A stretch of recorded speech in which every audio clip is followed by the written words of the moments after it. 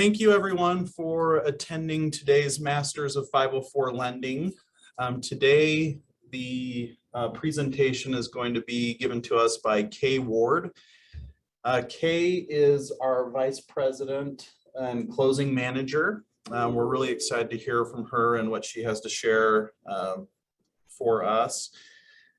Kay has been at Mountain West since forever. Is that about right, Kay? Just like in perpetuity, just eternity? That's about right. Kay has held a bunch of different roles within our organization and has excelled at all of those. If you received today's Masters of 504 Lending Series blast email that contained the Zoom link, which I assume you did since you're here, we're also looking for you to fill out a Survey Monkey as part of that if you're willing, so that we can kind of handle which topics you'd like to see us address in 2023.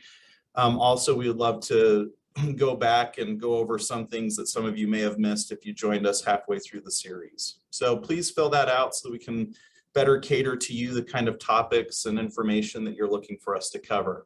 So with that, we'll turn the time to Kay, and I will be monitoring the Q&A as well as the chat feature. So if you have any questions, please put those in there and I will bring them up to Kay as we go along and after the presentation. Thank you, and we're looking forward to great things, Kay. No pressure. Oh, great. Well, I'll apologize first for the reflection in my glasses, but without the glasses, I can't see the screen. So sorry about that, but we just have to deal. Okay. So I'm sharing my screen. Does that work, Danny? Yeah? All right. So obviously today I'm going to be talking about the closing process. Oh, wait, sorry. Okay. Here's a few things we're going to talk about today. I'm going to introduce everybody to my amazing closing department. Then we're going to go over when is a loan ready to close. We've developed just this month a new closing process that we are excited to share with everyone. SBA has given us some new closing deadlines and guidelines. We'll go over those. One thing that a couple of our requirements, I want to go over the no adverse change that closers are required to do on every loan. Use of proceeds and deduction, but these are nothing new, but I just kind of want to talk about those problems that we have in closing and what we can do to make the closing process go a little smoother. So this is me. I'm obviously presenting today. I started with Mountain West in 1993. And so no, I don't want to know how old you were in 1993 when I started. That's, you can just keep that. I've been here almost 30 years working in SBA 504, like Danny said, in a bunch of different positions. My department, I have Goldie Olson, who is one of our senior closing specialists. Goldie's been with Mountain West over 15 years and does an excellent job, is very experienced. My next one is Jenny Carter. She's also a senior closing specialist. Jenny has been with Mountain West over 10 years. She was here for a little bit and took a little hiatus, and we're so grateful she came back. She's amazing. Nate Paul is another one of our closing specialists. He's been with the company over 5 years. Derek Jensen is our newest closing specialist. He's started as intern Derek, then full-time Derek. Now he's closing specialist Derek. We're happy to have Derek be with the company in our department. Missy Smith is a pre-closing specialist. And I'm not sure, Missy's been with Mountain West a long time. I should have found out. I think at least over 10 years. And she's worked in a variety of positions, and her and Jenny Carter are in our Orem office. And Julie Dunford is our closing insurance specialist. So Julie works on really anything insurance that comes up with closing: flood insurance, malpractice insurance, hazard. personal property, workers' comp, all of that. So that is the closing department. That's an excellent department. I feel so lucky to work with all of these people. Okay, so when is a loan ready to close? There are certain things that obviously have to be complete before we can start the closing process. On straight purchase deals, and some of these are a little redundant, but obviously the third party lender loan, it needs to be closed, 100% dispersed, and they need to have recorded their documents. Third party lender must send us all of their closing documents. Borrower must occupy the building. Simultaneous closings are an option. We love them. Third party loan must be dispersed before we can record our closing documents. Construction deals, construction must be complete and have a full certificate of occupancy issued by the city. A little redundant, 100% dispersed, and send us their closing documents. Equipment deals, pretty much the same thing. Equipment must be purchased and installed in the building. And then the other items we went over there's always exceptions, and we know that, but I didn't include them in this because we just kind of deal with those on a case-by-case basis. So if you have a loan coming and there's a little, maybe the city, it's a small city and they don't issue certain things, then we just work through those. Our new closing process that we're really excited about is that a closer specialist will be assigned to every deal when the authorization is approved and sent by SBA. This is something in the past, a closer wasn't assigned until the construction was done and ready to close. So this is a new thing. We think it'll be really great. A phone call, this is also new. A phone call will be set up by the Mountain West loan officer on every deal. And this happens once the authorization is approved and once we have the appraisal and the environmental approvals. The people on this phone call in a perfect world would be the Mountain West loan officer, the loan specialist, the closing specialist, third party lender, and the borrower. During this call, we are going to go over the following requirements that are found in the authorization. Obviously, the first thing is the numbers, make sure we have all the right purchase price and everything. Then we're going to go over occupancy. Are there any tenants? If so, tenant subordinations will be required if a tenant lease has been signed prior to our closing. We go over if the SBA required life insurance, how much is that life insurance policy? Does the borrower have a policy? Do they want to get a new one just for this loan? Confirm the project costs, the percentages, the lending, make sure that's all right.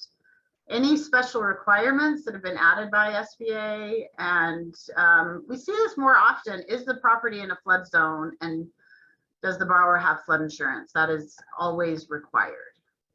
And that doesn't come up all the time, but more often than you think.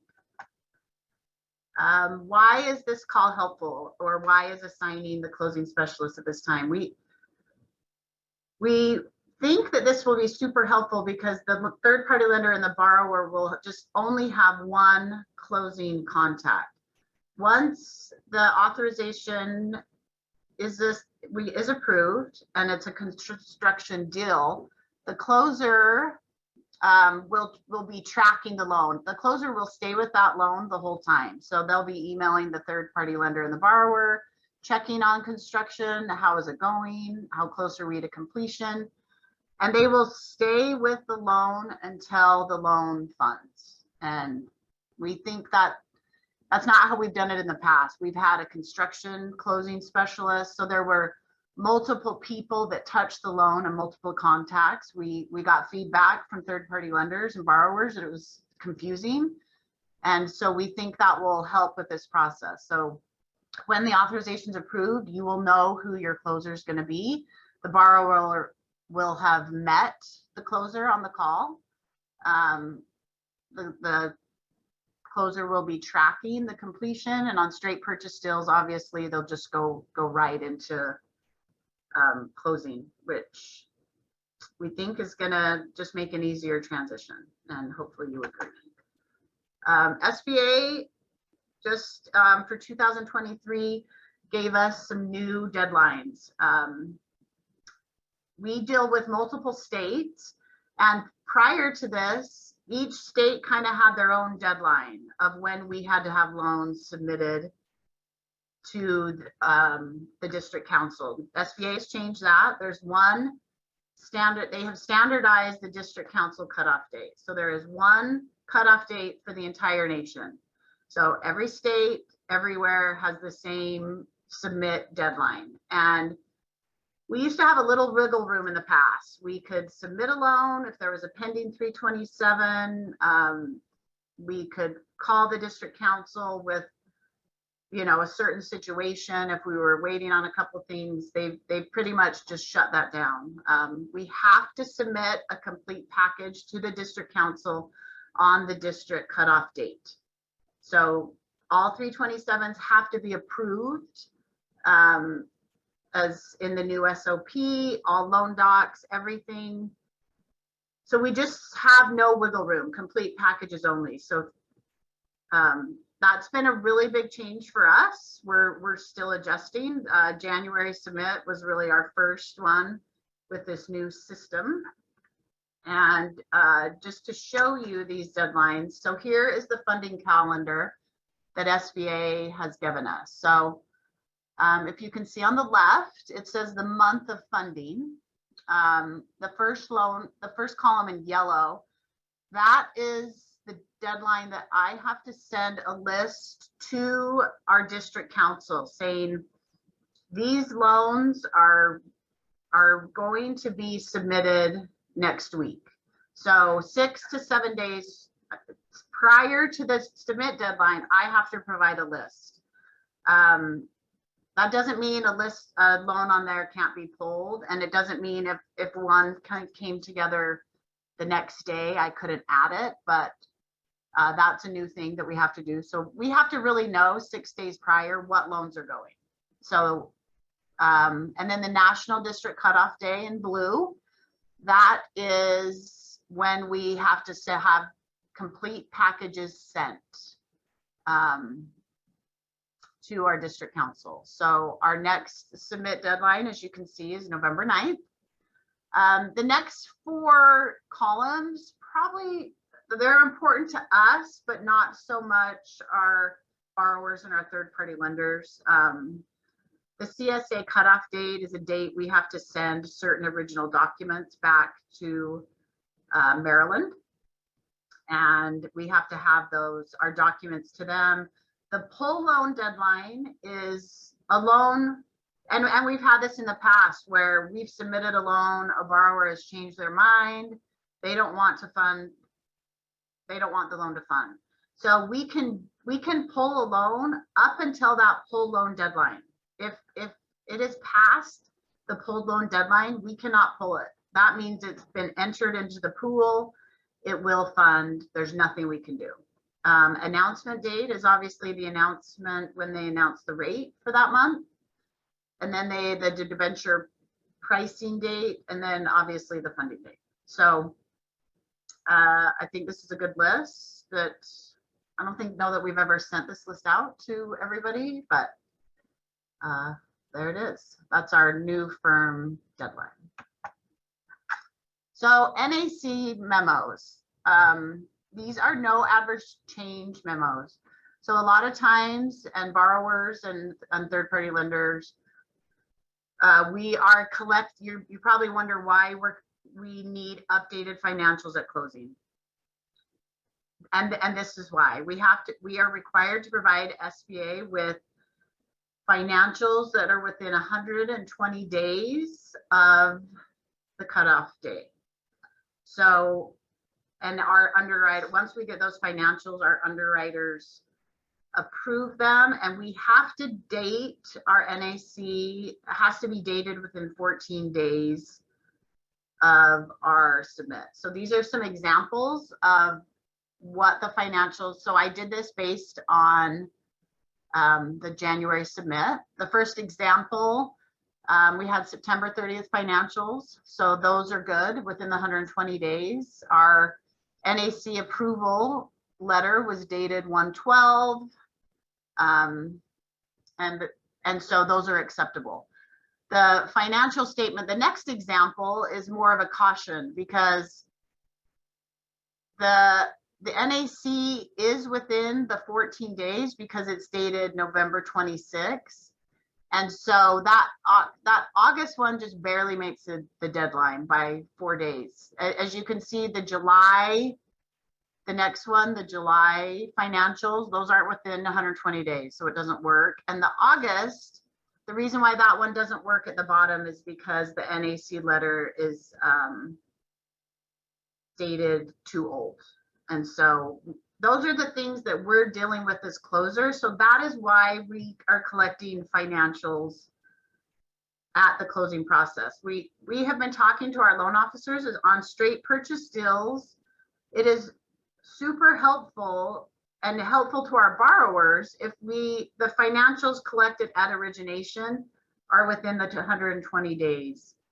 And then we don't have to collect financials again. Obviously on a construction deal, we almost have to always get new financials. Sometimes construction can take 2, 3, years. So we're required to get tax returns for every year and then interims. So that is why we're harassing borrowers for these financials, because these NAC are required. Use of proceeds is also a requirement that is kind of a struggle. We have to provide SBA and we have to certify the use of proceeds. So all the line items on the project cost, we have to certify that money was spent. So straight purchase deals, it's really easy for the most part. We just need to certify, we have to have a certified settlement statement from the title company for the building purchase.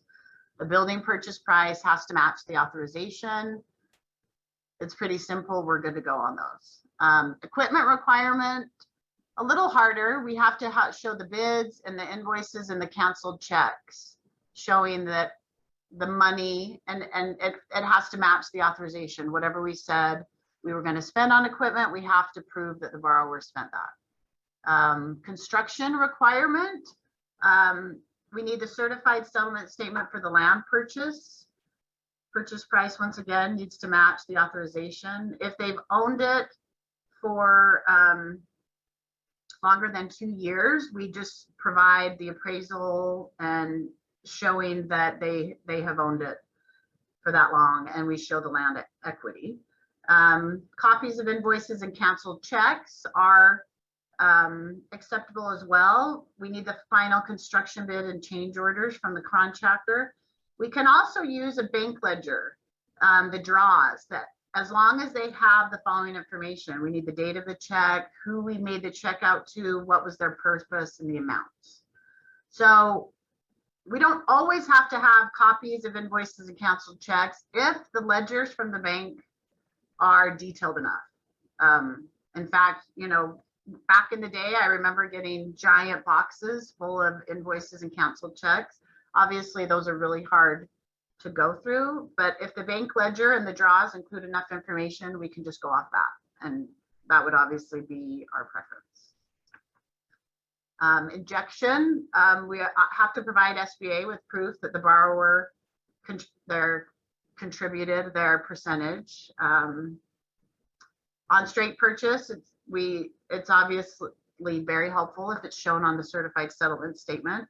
Sometimes it's too low and not enough, and in that case, we've got to provide invoices and copy of canceled checks or a bank statement and ledger showing interest that they paid. Okay, what can cause problems in closing? I would say the biggest thing is when the third-party lender deeds and notes don't match our authorization. We have to match them to the penny. If there's pennies, if it's dollars, then it has to match to the dollars. There's really no wiggle room there. If If it doesn't match, then we have to modify.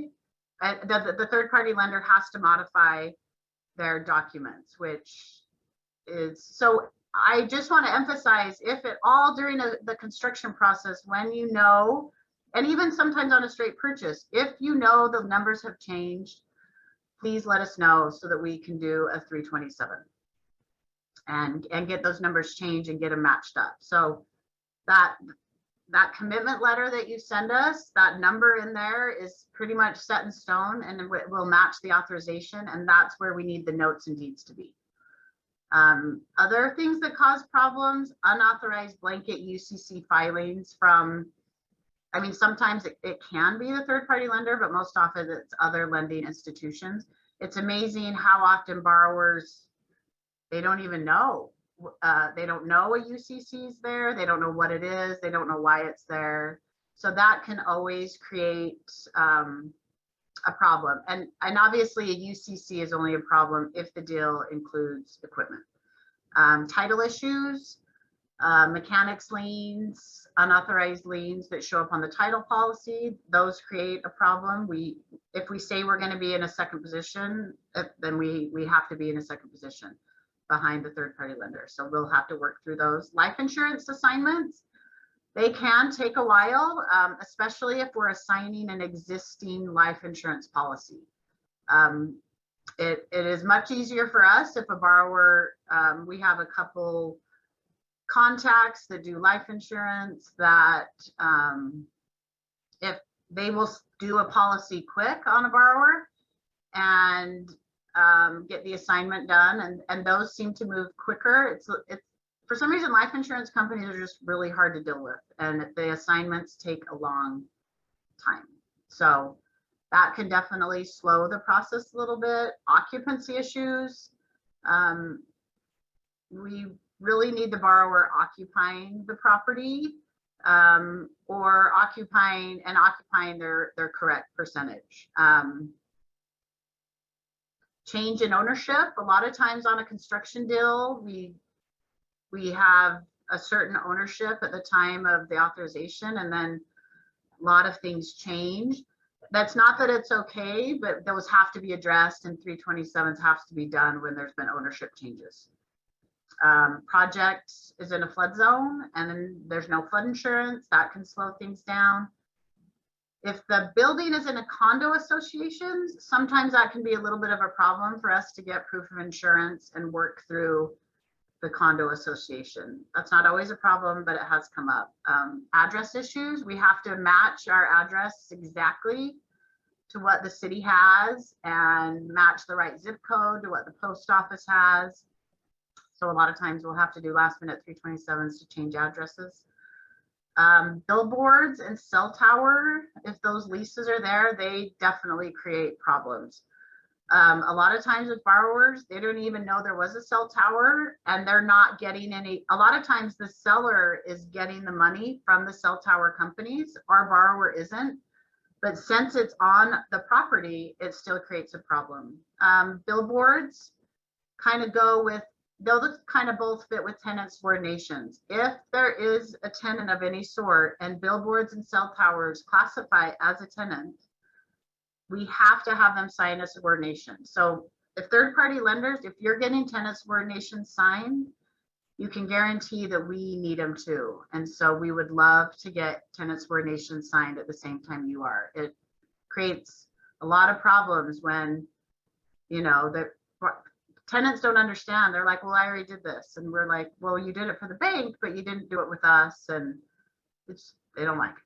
So those are the main things that really cause a slowdown or a problem in closing, those items. What helps the closing process go smoother? Communication, communication, communication, for sure. That's the main reason why we're doing the phone call. I think it will help. The borrower meeting the closer, the third-party lender knowing who the closer is, that will just open the lines of communication. So if questions come up and they arise, they know who to call. And we can hopefully work through some of these things earlier than later. UCC issues and cell phone towers, when they come up right at the very end, it just creates a slow down. And anything we can fix early is so much better, especially on a construction deal. You hate to find out that you've been building a building for 2 years, and then all of a sudden we find out that there's a problem right at the end and we've got to figure it out. So I think all parties being on that call is going to be super important. So, you know, obviously maybe that can't be avoided, but we really want every single person to be on those calls if possible, especially the borrower and the banker and the closer, and just that will just help so much. We love simultaneous close for straight purchase deals. I think it really helps things go smoother. We're always open to those. If that's how you like, if you like them, then great. We're on board and we can get closing docs within 3 days usually. So on a simultaneous close. So know that that's an option. Like I said, good communication between the closer and the third party lender on construction deals.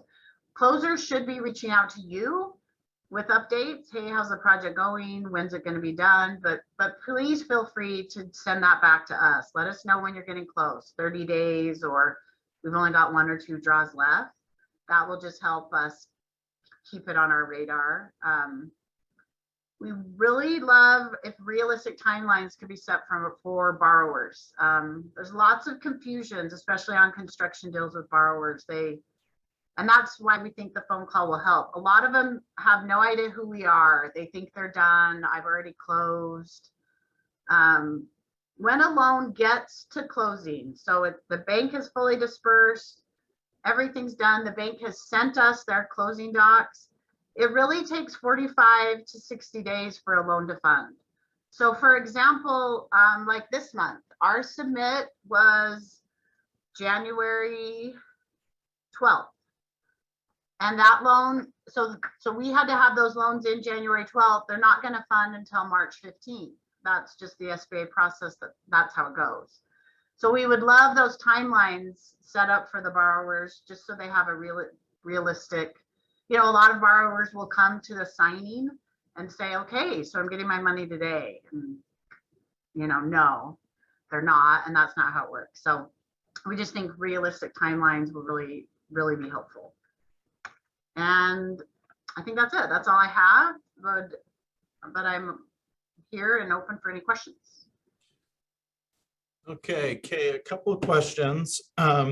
So right at the end there, when you were talking about that January submit, I think you meant that it would submit January 15th or whatever date you said there, and then it would fund in February. Oh yeah, sorry, I said March, yes. Okay. January 12th submit, funds in February 15th, sorry about it. Perfect. Yeah. Okay, here's your next question, and neither Judd Spencer or I knew the answer, so buckle up. So the question is this: going back to loan amounts matching the authorization, if a bank had written the interim note for a bit more than what was on that initial authorization, which we know is a no-no that we want to catch early, but in the event that we didn't, would it be okay if the bank supplied documentation to show that that interim note had been paid down to match the amount that we had approved in the authorization? Well, we have a meeting today with our new/old district council. So for the past 2.5 years, our district council has been out of Seattle, and they would say no, that you have to modify your documents to match.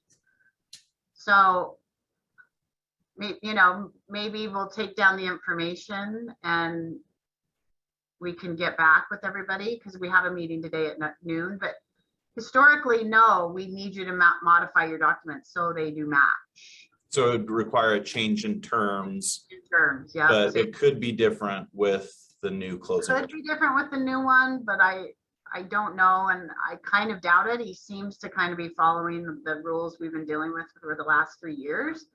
So typically it would just require a change in terms, but we can definitely get back to you on that. Great.